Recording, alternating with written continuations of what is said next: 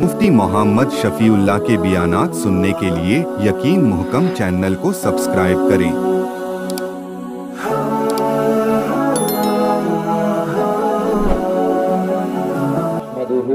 ونصلي على رسوله الكريم أما بعد فأعوذ بالله من الشيطان الرجيم بسم الله الرحمن الرحيم يا بني إسرائيل اذكروا نعمتي التي أنعمت عليكم وأوفوا بعهدي أوف بعهدكم وإياي فارهبون صدق الله العظيم اللهم صل على محمد وعلى آل محمد كما صليت على إبراهيم وعلى آل إبراهيم إنك حميد مجيد اللهم بارك على محمد وعلى آل محمد كما باركت على إبراهيم وعلى آل إبراهيم إنك حميد مجيد۔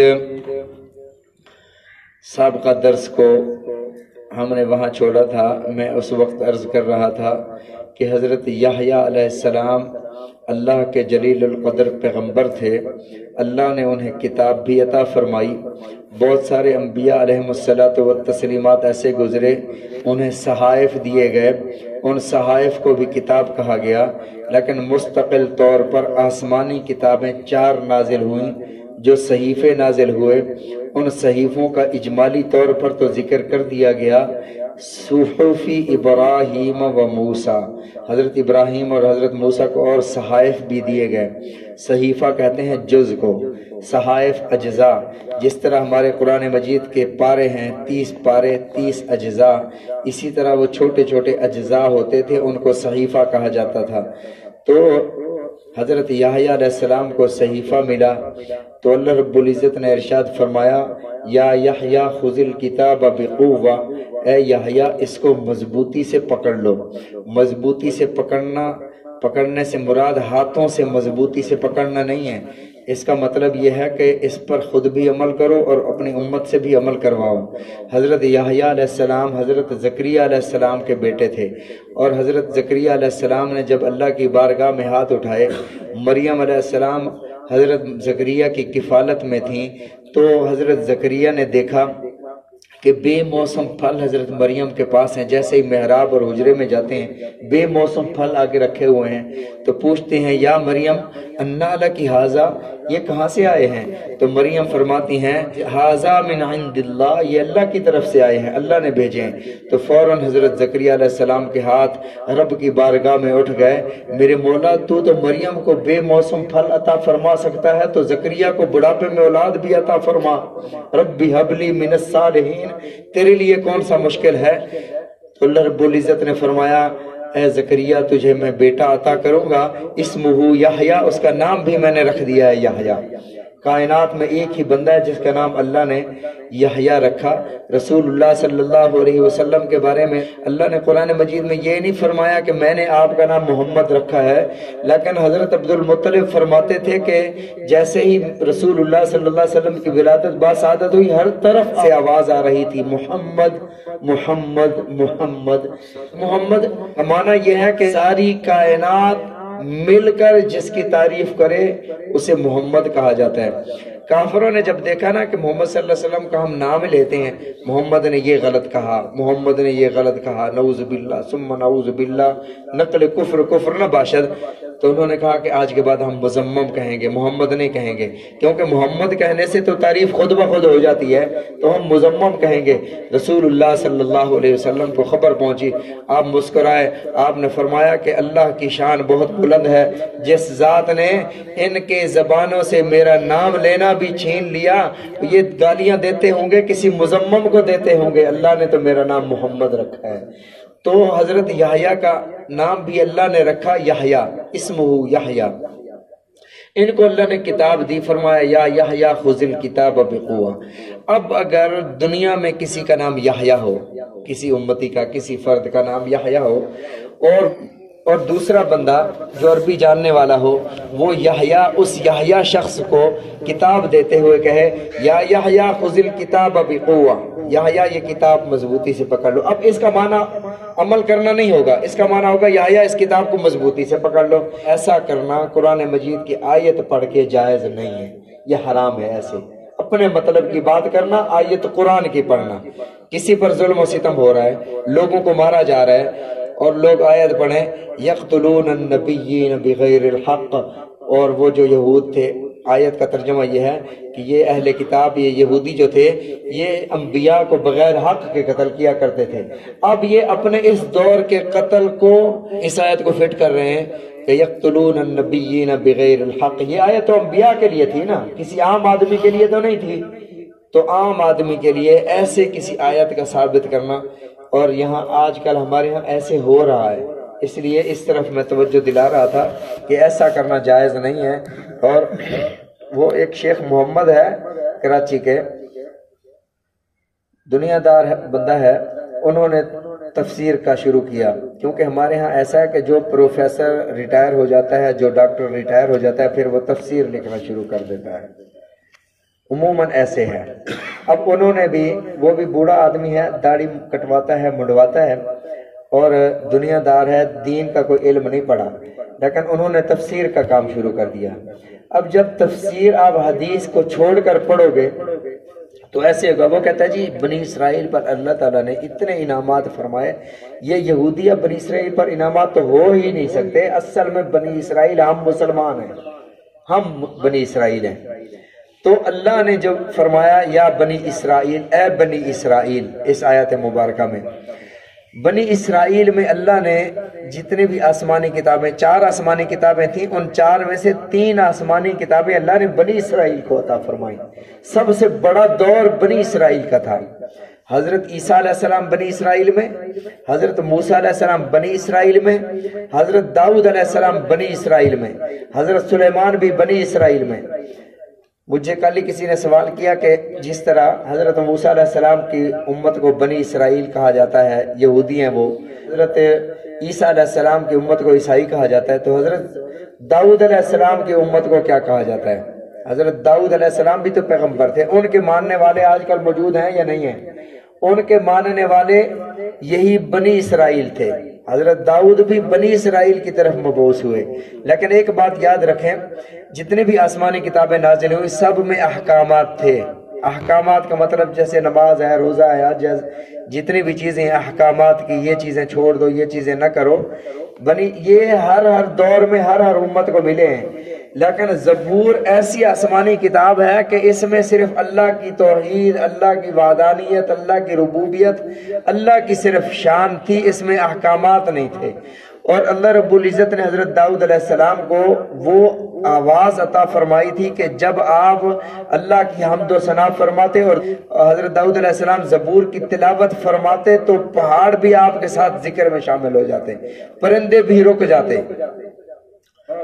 اللہ کا ارشاد ہوا یا بنی اسرائیل، اے بنی اسرائیل، اذکروا نعمتی اللتی انعمت علیکم، یاد کرو میری اس نعمت کو، اللتی انعمت علیکم، جو میں نے تم پر نعمت کی، وَأَوْفُوا بِعَهْدِي أُوفِ بِعَهْدِكُمْ، تم میرے عہد کو پورا کرو، اوفی بعہدکم، میں تمہارے عہد کو پورا کروں گا۔ وہ اللہ کے ساتھ انہوں نے کیا عہد کیا، اللہ نے ان سے کیا عہد لیا تھا؟ مفسرین کرام رحمہ اللہ فرماتے ہیں، ایک تو وہ اللہ نے عہد لیا تھا نا، وَلَقَدْ أَخَذَ اللَّهُ مِيثَاقَ بَنِي إِسْرَائِيلَ، سورہ مائدہ میں ہے، وَلَقَدْ أَخَذَ اللَّهُ مِيثَاقَ بَنِي إِسْرَائِيلَ، بے شک اللہ نے عہد لیا اور وہ پختہ عہد تھا بنی اسرائیل سے، وَبَعَثْنَا مِنْهُمُ اثْنَيْ عَشَرَ نَقِيبًا، اور بھیجا ہم نے ان میں سے 12 نقیبوں کو، 12 سرداروں کو۔ ہوا یہ کہ جب حضرت موسیٰ علیہ السلام فرعونیوں سے نجات پا کر آئے وادی عتی میں، تو اب کھلے آسمان کے نیچے رہتے تھے۔ اللہ رب العزت نے ان کے اوپر اب بادلوں کا سایہ فرما دیا۔ اب یہ قوم ناشکری تھی، اگلے رکوع میں یہ تفصیل سے ان کا تذکرہ آ رہا ہے۔ یہ کہنے لگے کہ موسیٰ ہم تو اس بادل کے نیچے رہتے رہتے تھک گئے ہیں، ہمارے لیے تو کوئی مکان چاہیے، کوئی کوٹھیاں چاہیے، کوئی محلات چاہیے، ہم وہاں رہیں گے، یہ کیا بادلوں نے سایہ کیا ہوا ہے؟ اور دوسرا یہ جو روزانہ کا من و سلوہ آتا ہے نا اوپر سے آسمانوں سے ہم کھاتے ہیں، یہ ہمیں نہیں چاہیے، ہمیں پیاز چاہیے، ہمیں ککڑی چاہیے، ہمیں ساگ چاہیے۔ تو یہ چیزوں کا مطالبہ کر دیا۔ تو اللہ نے فرمایا پھر ایسا کرو اپنے، کیونکہ وہ 12 قبیلے تھے نا، حضرت یعقوب علیہ السلام کے 12 بیٹے تھے، ان میں سے ہر بیٹے کا الگ الگ قبیلہ تھا، تو 12 قبیلوں میں سے 12 سرداروں کو چنو، اور یہ 12 سرداروں کو یہ ساتھ ایک بستی ہے، اس بستی میں بھیجو، وہاں کے حالات معلوم کر کے آئیں، پھر تمہیں جہاد کا حکم ہوگا، ان کے ساتھ جا کے لڑنا ہے، میں تمہارے ساتھ ہوں، میں ان پر ان کے دلوں میں تمہارا روب ڈال دوں گا، وہ خود ہی بھاگ جائیں گے اپنے مکانات چھوڑ کر، پھر وہ مکانات تمہیں مل جائیں گے۔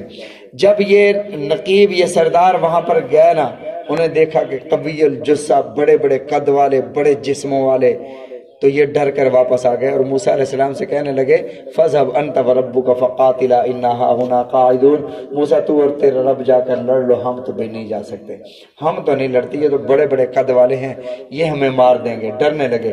تو یہ اللہ نے ان سے عہد کیا تھا کہ فرمایا کہ وہ 12 سردار بھیجے، قال اللہ نے فرمایا انی معکم، میں تمہارے ساتھ ہوں، لیکن شرط ہے ساتھ، میری مدد ساتھ تب ہوگی لئن اقمتم الصلاۃ، نماز تم قائم کرتے رہو، آتیتم الزکاۃ، زکوٰۃ دیتے رہو، آمنتم برسلی، جو میرے رسول آئیں گے نا، موسیٰ کے بعد جو میرے رسول آئیں گے ان پر ایمان لاتے رہو۔ اور حضرت عیسیٰ علیہ السلام نے، کل میں نے عرض کیا تھا، عیسیٰ علیہ السلام نے اپنی قوم سے تقریر فرمائی، اے بنی اسرائیل میرے بعد ایک رسول آئیں گے، من بعد اسمہ احمد، ان کا نام احمد ہوگا، ان پر ایمان لانا ہے۔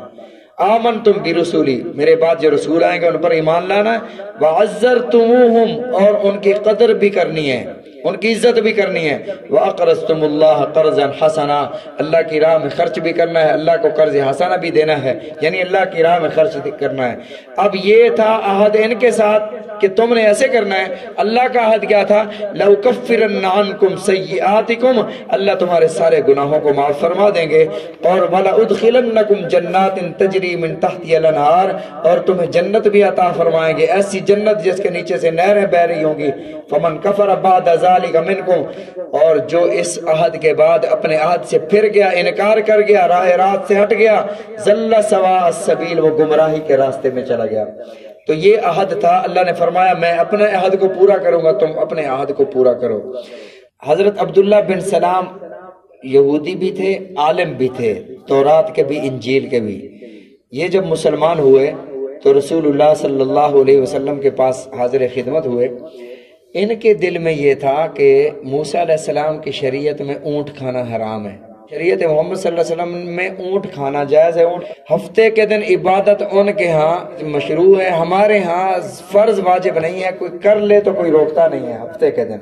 اب انہوں نے دل میں یہ کہا کہ ہفتے والے دن میں عبادت کر لیا کروں گا، کیونکہ ممنوع نہیں ہے شریعت محمدیہ میں، اور حضرت موسیٰ علیہ السلام کی شریعت کا بھی پاس ہو جائے گا، لحاظ ہو جائے گا، اور شریعت محمد صلی اللہ علیہ وسلم پر بھی عمل ہو جائے گا۔ اونٹ کا گوشت عملی طور پر میں نہیں کھاؤں گا، تاکہ حضرت محمد صلی اللہ علیہ وسلم کی شریعت میں کوئی نہیں بھی کھاتا تو اس پر فرض تو نہیں ہے کہ وہ اونٹ کا گوشت کھائے، تو اونٹ کا گوشت میں نہیں کھاؤں گا، دل سے حلال سمجھوں گا، شریعت محمد صلی اللہ علیہ وسلم کی وجہ سے نہیں کھاؤں گا، تاکہ لحاظ ہو جائے حضرت موسیٰ کی شریعت کا۔ اللہ رب العزت نے سورہ بقرہ کی آیت نازل فرمائی، ادخلوا فی السلم کافہ، پورے کے پورے اسلام میں داخل ہو جاؤ۔ یہ کیا کہ کبھی موسیٰ کی شریعت کا پاس کر رہے ہو، کبھی محمد صلی اللہ علیہ وسلم کی شریعت کا لحاظ کر رہے ہو، پورے کے پورے اسلام میں داخل ہو جاؤ۔ فقہا نے یہاں سے یہ مسئلہ اخذ کیا کہ امام شافعی، امام مالک، امام احمد بن حنبل، امام ابو حنیفہ، یہ سارے ائمہ قرآن و حدیث سے دلائل لیتے ہیں۔ اب اگر کوئی کہے میں کبھی حنفی امام ابو حنیفہ کے مذہب پر عمل کروں گا، کبھی امام شافعی کے، کبھی امام مالک کے، تو فرمایا کہ دین پھر کھلونا بن جائے گا، یہ اپنی خواہشات کی اتباع کر رہا ہے، یہ دین کی اتباع نہیں کر رہا۔ جس طرف جانا ہے، جس مذہب کو اختیار کرنا ہے، کیونکہ وہاں پر ناسخ و منسوخ کا مسئلہ تھا حضرت موسیٰ اور حضرت محمد صلی اللہ علیہ وسلم کی شریعت میں، یہاں راجع مرجوع کا مسئلہ ہے، راجع کیا ہے، بہتر اور افضل کیا ہے۔ تو حضرت امام شافعی ایک چیز کو بہتر اور افضل کہتے ہیں، امام ابو حنیفہ اس کو بہتر اور افضل نہیں فرماتے۔ تو وہاں پر ناسخ و منسوخ کا مسئلہ تھا کہ جو چیز منسوخ ہے اس پر آپ نے عمل نہیں کرنا۔ اب اگر کوئی بندہ کہے باقی جو شریعتیں تھیں، حضرت موسیٰ علیہ السلام کی شریعت، حضرت عیسیٰ علیہ السلام کی شریعت، وہ بھی تو اللہ نے نازل فرمائی، تو کبھی ہم اس نبی کی شریعت پر عمل کر لیں گے، کبھی حضرت محمد صلی اللہ علیہ وسلم کی شریعت۔ یہ اسلام پر بھی بندہ نہیں رہ سکتا جو ایسا سوچے۔ تو وہاں جب ناسخ و منسوخ کا مسئلہ ہے، امت محمد صلی اللہ علیہ وسلم کا امتی، محمد صلی اللہ علیہ وسلم کا امتی بن کر اس شریعت پر عمل کرنا ہے۔ ایسا نہیں ہے، ان انبیاء کو اپنے اپنے دور کا حق اور سچ سمجھے کہ وہ اپنے اپنے دور میں حق اور سچ تھے۔ نبی علیہ الصلوۃ والسلام نے ارشاد فرمایا کہ اگر آج موسیٰ بھی زندہ ہوتے نا، انہیں میری اتباع کے علاوہ کوئی چارہ ہی نہ ہوتا۔ اللہ تعالی ہم سب کو سمجھنے کی توفیق عطا فرمائے، رسول اللہ صلی اللہ علیہ وسلم کے فرامین سمجھنے کی، عمل کرنے کی توفیق عطا فرمائے۔